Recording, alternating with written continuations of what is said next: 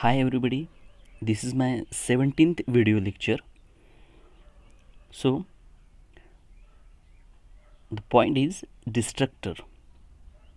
Here before of the destructor we discussed constructor and their types also. So what is the role of the constructor? Constructor is a special member function.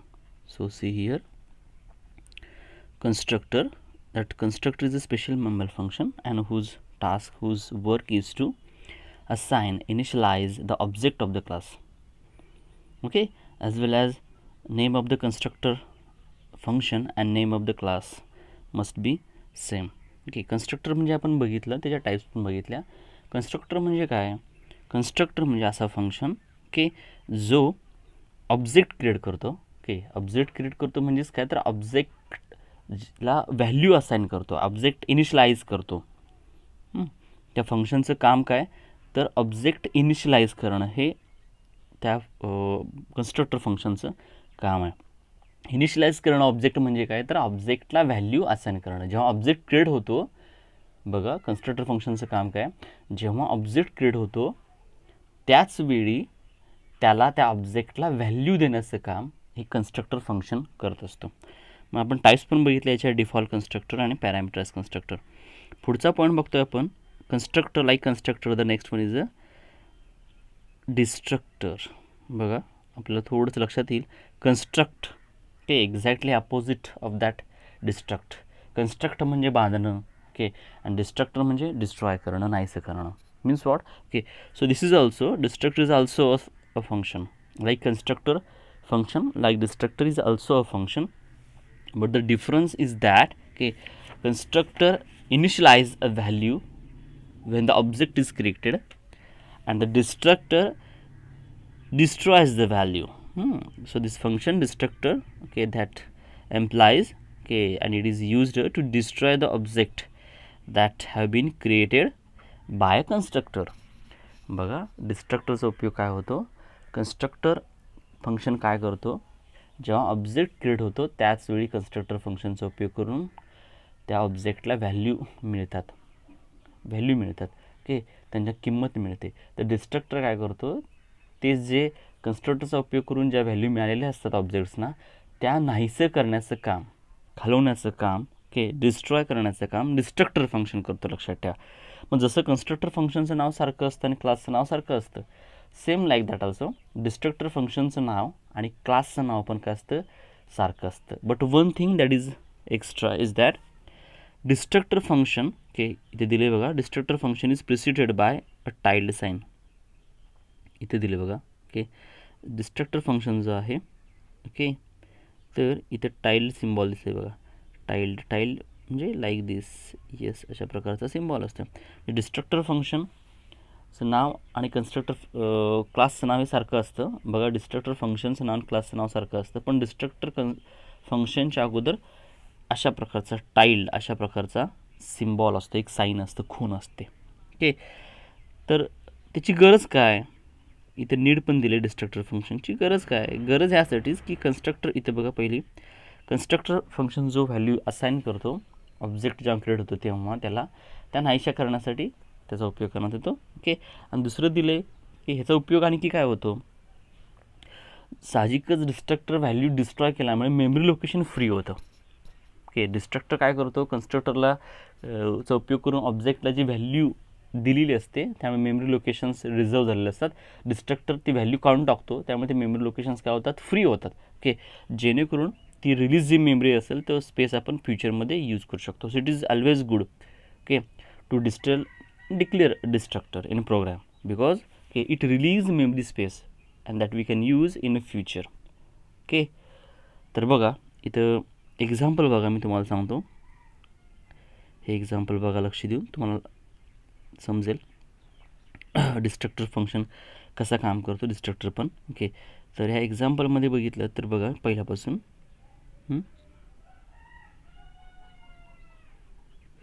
इथून सुरू करतो. First line hash iostream.h, okay, जी header file आहे iostream.h, जी आपण include करतो कारण ती support करते सी इन आणि सी आउट या दोघांसाठी. नंतर पुढची लाईन बघा, INT count is equal to 0, integer टाईपचं काउंट हे व्हेरिएबल मी डिक्लेअर केलं, हे ग्लोबल व्हेरिएबल आहे.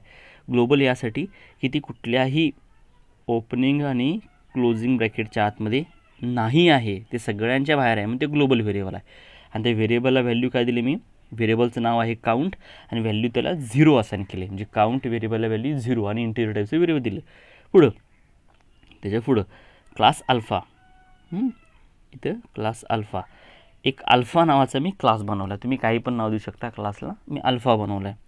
त्याच्यानंतर ओपनिंग कर्ली ब्रॅकेट, त्याच्यानंतर ओपनिंग कर्ली ब्रॅकेट, त्याच्यानंतर पब्लिकच्या आतमध्ये अल्फा. आता इथे दिसेल तुम्हाला अल्फा नंतर ब्रॅकेट्स राऊंड ब्रॅकेट दिसतील. याचा अर्थ हे अल्फा जे दिसतं आपल्याला क्लासचं नाव आणि हे अल्फा जे दिसतं हे कशाचं नाव आहे, फंक्शनचं नाव आहे. लक्षात ठेवा, अल्फा हे फंक्शनचं नाव आहे. हा फंक्शन इथं स्टार्ट झाला आता. ओके, अल्फा फंक्शन इथं ओपनिंग ब्रॅकेट कर्ली ब्रॅकेटनं स्टार्ट झाला. नंतर पुढं काय दिसतं बघा, काउंट प्लस प्लस. ॲक्च्युली इथं सी आऊट असं पडले बघा, सी आऊट पडले, तिथं ॲक्च्युली काउंट पाहिजे, काउंट प्लस प्लस पाहिजे इथं. ओके, म्हणजे ही टोटल त्याची डेफिनेशन आहे तिथपर्यंत. ओपनिंग आणि क्लोजिंग ब्रॅकेटच्या आतमध्ये फंक्शन अल्फाची डेफिनेशन आहे, इथं आपण येणारच आहोत. ओके, नंतर हा जो आहे अल्फा राऊंड ब्रॅकेट, हा जो दिसतो आपल्याला, हा कन्स्ट्रक्टर फंक्शन आहे. का, कारण क्लासचं नाव आणि फंक्शनचं नाव काय सारखं आहे. ओके, आता हे ब्रॅकेट संपला, म्हणजे अल्फा हा जो काय फंक्शन आहे हे संपला. समजा ही याची बॉडी आहे, ही बॉडी संपली ओपनिंग क्लोजिंगची. त्याच्यानंतर पुढं परत दिसते बघा अल्फा आणि राऊंड ब्रॅकेट, पण ह्याच्यासमोर तुम्हाला हा सिम्बॉल दिसतो बघा, इथं असा टाईल्ड सिम्बॉल दिसतो. हा टाईल्ड सिम्बॉल दिसतो, याचा अर्थ असं आपण समजून घ्यायचा की एकतर ही बाबच आहे, अल्फा एक क्लासचं नाव आहे, अल्फा पर इथे तुम्हाला दिसतो काय फंक्शनचं नाव आहे. ओके, पण ह्या फंक्शनच्या इथे समोर तुम्हाला टाईल्ड सिम्बॉल दिसतो, याचा अर्थ हा डिस्ट्रक्टर फंक्शन आहे. आपण जे बघतोय आता डिस्ट्रक्टर फंक्शन, का तर डिस्ट्रक्टर फंक्शन ओळखायचं कसा, तर डिस्ट्रक्टर फंक्शनच्या अगोदर तुम्हाला टाईल्ड सिम्बॉल दिसतो तेव्हा तो डिस्ट्रक्टर फंक्शन समजायचं. तर हा डिस्ट्रक्टर फंक्शन आहे, इथं तो स्टार्ट झाला आणि इथं तो संपला आहे. ओपनिंगला स्टार्ट झाला आहे, क्लोजिंगला संपला. इथं पण आपण नंतर येणार आहोत. ओके, जसं एक्झिक्युशन मेनपासून येईल तसं तेव्हा आपण बघूयात. ओके, आता मी मेनला येतो, जिथून एक्झिक्युशन स्टार्ट होतं. मेनला आलो, मेनचं ओपनिंग करत ब्रॅकेट. ओके, त्याच्या आतमध्ये आलो, मेनच्या ओपनिंगमध्ये आल्यानंतर इंटर मेन असं दिसते, सी आऊट एंटर मेन, म्हणजे मी एंट्री केली, मेनमध्ये एंट्री केली, हे लक्षात यावं म्हणून. कारण जसा ऑब्जेक्ट कन्स्ट्रक्टर जसा ऑब्जेक्ट क्रिएट होतो तसा तो फंक्शन कॉल होतो. आणि डिस्ट्रक्टरचं एक आहे, डिस्ट्रक्टर डिस्ट्रॉय करतो ऑब्जेक्ट. डिस्ट्रक्टर ऑब्जेक्ट म्हणजे ऑब्जेक्टच्या व्हॅल्यू नाहीशा करतो. केव्हा नाहीशा करतो, जसा तो ऑब्जेक्ट एका स्कोपच्या बाहेर जाईल, हे लक्षात ठेवा. परत सांगतोय मी, डिस्ट्रक्टर ऑब्जेक्ट डिस्ट्रॉय केव्हा करतो, तर त्यासाठी वेगळी अरेंजमेंट करावी लागत नाही, वेगळा कॉल नसतो. जसा तो ऑब्जेक्ट त्याच्या स्कोपच्या बाहेर पडेल, ओपनिंग आणि क्लोजिंग ब्रॅकेटच्या आतमध्ये जो का स्कोप असतो, त्या स्कोपच्या जसा बाहेर पडेल तसा लगेच तो डिस्ट्रॉय करतो. म्हणून सांगतोय बघा की परत एकदा इथं बोलतोय बघा, मी मेनला आलो, मेनच्या ओपनिंग ब्रॅकेटच्या आतमध्ये आहे मी आता, आणि एंटर मेन म्हणजे मी एंट्री केली मेनमध्ये, हे प्रिंट झालं. काय झालं, प्रिंट झालं. तुम्ही आउटपुटकडे लक्ष द्या जरा, आउटपुटकडे जर लक्ष दिलं तर बघा आणखी तुमच्या आउटपुटला दिसेल बघा, इथे दिसते बघा एंटर मेन, म्हणजे इथे जी स्टेटमेंट आहे एंटर मेन, इथे ती प्रिंट झाले सी आऊटमुळं. पुढं आलो मी इथं, आता पुढच्या लाईनला आलो. इथं अल्फा हा क्लास पण आहे आणि अल्फा हा फंक्शन पण आहे. अल्फा ए म्हणून आहे बघा, पहिला ए दिसतो तुम्हाला, ह्याचा अर्थ ए हा ऑब्जेक्ट काय होतो इथं आता क्रिएट होते, कारण अल्फाच नावाचा कन्स्ट्रक्टर फंक्शन आहे. ओके, इथं तो फंक्शन आहे कन्स्ट्रक्टर फंक्शन, लक्षात ठेवा, इथे तो फंक्शन आहे. तर ए हा जो आहे ह्याच्या ऑब्जेक्टमुळे constructor default constructor function call होतो, डिफॉल्ट कन्स्ट्रक्टर. तर मग जेव्हा ए क्रिएट होतो तेव्हा ॲटोमॅटिकली इथून कंट्रोल कुठे येतो, एपासून डायरेक्ट इथे येतो. ओके, कुठे येतो बघा, डायरेक्ट ह्या एपासून कंट्रोल कुठे येतो, इथं येतो. ओके, डिफॉल्ट कन्स्ट्रक्टरला. त्याच्यानंतर इथं काउंट प्लस प्लस आहे, जसं मगाशी तुम्हाला बोललो बघा, इथं सी आऊट पडलं, ॲक्च्युली इथं काउंट पाहिजेत, काउंट प्लस प्लस.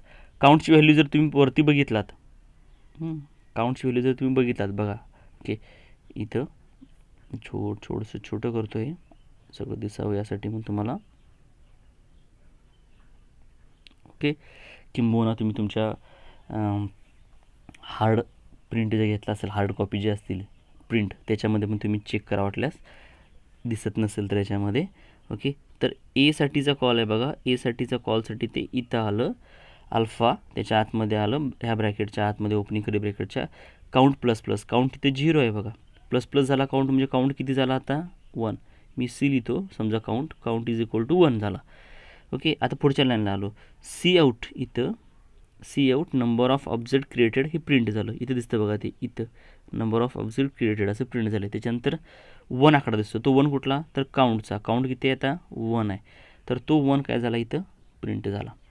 ओके, नंतर क्लोजिंग कर्ली ब्रॅकेट आहे, त्यामुळे बॉडी संपली. परत कंट्रोल तिथून कुठं आला, परत इथून तो इथं आला. आता कशासाठी, A2साठी बघा, एसाठी गेला होता, आता परत कंट्रोल इथं आला. आता कोणासाठी आला, A2 हा ऑब्जेक्ट आता क्रिएट होणार. परत सेम A2साठी परत तो कुठे येतो, परत अल्फाला येतो. ओके, परत आतमध्ये आला. काउंट प्लस प्लस, मगाशी काउंट 1 होता, आता काउंट किती झाला, 2 झाला प्लस प्लसमुळे. परत पुढच्या line number of object created, इथे दिसतं बघा नंबर ऑफ ऑब्जेक्ट क्रिएटेड, आणि नंतर 2 दिसतं. ती कुणाची व्हॅल्यू, काउंटची व्हॅल्यू. सी आउटच्या ठिकाणी इथे पण काउंटच पाहिजे. ओके, तेव्हा ती 2 व्हॅल्यू इथे प्रिंट होते, लक्षात ठेवा. Okay, number of object created म्हणजे 2 ऑब्जेक्ट क्रिएट झाले. पहिला ऑब्जेक्ट कुठला होता, ए. मेनमध्ये तुम्ही बघितलं तर पहिला ऑब्जेक्ट ए आहे, दुसरा ऑब्जेक्ट, पहिला ऑब्जेक्ट ए क्रिएट झाला आहे, दुसरा ऑब्जेक्ट A2 क्रिएट झाला आहे. ठीक आहे, परत ए संपला, इथून परत ब्रॅकेट परत इथं आला. ओके, आता परत A3साठी बघा, आता हे A3 आहे तिसरा ऑब्जेक्ट, याच्यासाठी परत इथं आला. Okay, alpha. परत काउंट प्लस प्लस, मगाशी काउंट 2 होता, आता किती झाला, सुरुवातीला 1 नंतर 2, आता किती झाला, 3 झाला. ओके, काउंट किती झाला, 3. ओके, परत इथं आलो. नंबर ऑफ ऑब्जेक्ट क्रिएटेड सी आउटमुळे इथं प्रिंट झालं, आणि काउंटची व्हॅल्यू किती, 3, त्यामुळे इथे प्रिंट होणार 3. ओके, म्हणजे काउंट म्हणजे किती, नंबर ऑफ ऑब्जेक्ट क्रिएटेड किती, नंबर ऑफ ऑब्जेक्ट क्रिएट इथे दिसतं तुम्हाला, नंबर ऑफ ऑब्जेक्ट क्रिएटेड. तर किती झाले ऑब्जेक्ट क्रिएट, आता 3 झाले. परत संपला फंक्शन, परत मेनमध्ये आला, सॉरी इथं आला परत मेनमध्ये. आता कोणासाठी, 4साठी. ओके, परत A4साठी परत इथून फंक्शन कुठे येतो, इथं येतो. ओके, परत काउंट प्लस प्लस, मगाशी 3 होता काउंट, आता किती झाला, 4 झाला. परत नंबर ऑफ ऑब्जेक्ट क्रिएटेड हेच परत इथे दिसतं प्रिंट झालं, आणि काउंटची व्हॅल्यू किती, 4 म्हणजे 4. ओके, इथे दिसतं तुम्हाला ते, म्हणजे 4 object, number of object created किती, 4. हे झालं. परत कुठं आला तो, मेनमध्ये इथं. ओके, हे झालं. A4 झाला, सेमिकोलन म्हणजे ती स्टेटमेंट संपली.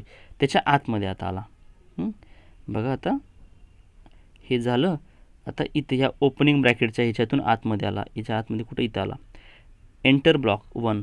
आता पहिल्या ब्लॉकमध्ये आला, म्हणजे मेनच्या आतमध्ये पहिला ब्लॉक आहे हा, इथं ब्लॉक स्टार्ट झाला आणि इथं ब्लॉक संपला आहे, म्हणजे ओपनिंग आणि क्लोजिंग ब्रॅकेट. इथं ओपनिंग ब्रॅकेट बघा अनेकदा, बघा इथं ब्रॅकेट सुरू झाला आहे, हा ब्रॅकेट इथं सुरू झाला आहे, ब्रॅकेट कुठे संपला आहे, इथं संपला आहे. ओके, ह्या ठिकाणी संपला आहे, लक्षात ठेवा. दुसरा ब्लॉक इथं सुरू झाला आहे आणि संपला आहे कुठं, इथं संपला आहे, हे लक्षात ठेवा. ओके, तर या प्रकारे आलेला आहे, लक्षात ठेवा. ओके, तर ते झालं. ओके, त्याच्यानंतर बघा आता कुठं आला तो, ओके ब्लॉकमध्ये आला. ह्या ओपनिंग कर्ली ब्रॅकेट, त्याच्यानंतर इथं आला एंटर ब्लॉक 1. मेनच्या आतमध्ये एक ब्लॉक केला आहे पण, ओके त्या पहिल्या ब्लॉकमध्ये ओपनिंग क्लोजिंग कर्ली ब्रॅकेटचा पहिला ब्लॉक, एंटर ब्लॉक 1 पहिल्या ब्लॉकमध्ये आला आहे. ती इथं दिसेल बघा, एंटर ब्लॉक 1 असं दिसलं. परत पुढं अल्फा A5, परत अल्फा क्लास आहे, A5 हा ऑब्जेक्ट आहे. परत इथून डिफॉल्ट कन्स्ट्रक्टर कॉल होतो, त्यामुळे तो परत इथून कुठे जातो, परत इथे जातो अल्फासाठी. ओके, अल्फामध्ये गेला, परत काउंट परत ब्रॅकेटच्या आतमध्ये आला, काउंट प्लस प्लस, मगाशी काउंट किती होता, 4, मगाशी काउंट किती होता, 4 प्लस प्लसमुळे किती झाला तो, 5. परत प्रिंट झाला, नंबर ऑफ ऑब्जेक्ट क्रिएटेड, काउंटची व्हॅल्यू किती, 5. त्यामुळे इथे परत दिसतं बघा, number of object created 5. Okay, असं दिसतं तुम्हाला. ओके, हा A5 क्रिएट झाला बघा. इथून परत कुठे येणार आता, ओके A5साठी. ओके, इथं आला, A5 क्रिएट झाला, सेमिकोलन संपली, पुढच्या लाईनला आला. पुढची लाईन कुठली आहे, closing curly bracket. Closing curly ब्रॅकेटचं जसं बाहेर पडतं बघा, मी मगाशी तुम्हाला सांगितलं होतं, हा ओपनिंग आणि इथं आहे क्लोजिंग. जसा ब्लॉकच्या बाहेर कंट्रोल जातो, लक्षात ठेवा, जसा ब्लॉकच्या बाहेर कंट्रोल जातो तसा इमिडिएटली तो ऑब्जेक्ट काय होतो, डिस्ट्रॉय होतो. मगाशी तुम्हाला बोललो की ऑब्जेक्ट डिस्ट्रॉय कसा होतो, कन्स्ट्रक्टर केव्हा कॉल होतो, जेव्हा ऑब्जेक्ट क्रिएट होतो तेव्हा कन्स्ट्रक्टर कॉल होतो, आणि डिस्ट्रक्टर केव्हा कॉल होतो, जसा ऑब्जेक्ट एखाद्या ब्लॉकच्या बाहेर जातो, ब्लॉकच्या म्हणजे ओपनिंग आणि क्लोजिंग कर्ली ब्रॅकेटच्या बाहेर जातो, त्याच्या स्कोपच्या बाहेर जातो, तसा ऑब्जेक्ट लगेच काय होतो, ॲटोमॅटिकली कॉल होतो आणि डिस्ट्रक्टर कॉल होतो त्या ऑब्जेक्टसाठी. त्यामुळे घडतं काय, आता हा A5, ओके हा इथे दिसतो तुम्हाला क्लोजिंग कर्ली ब्रॅकेट, जसं बाहेर जाईल कंट्रोल तसा ॲटोमॅटिकली, जसा ह्या कर्ली ब्रॅकेटच्या बाहेर जायचा प्रयत्न करेल तसा ॲटोमॅटिकली कॉल येतो बघा.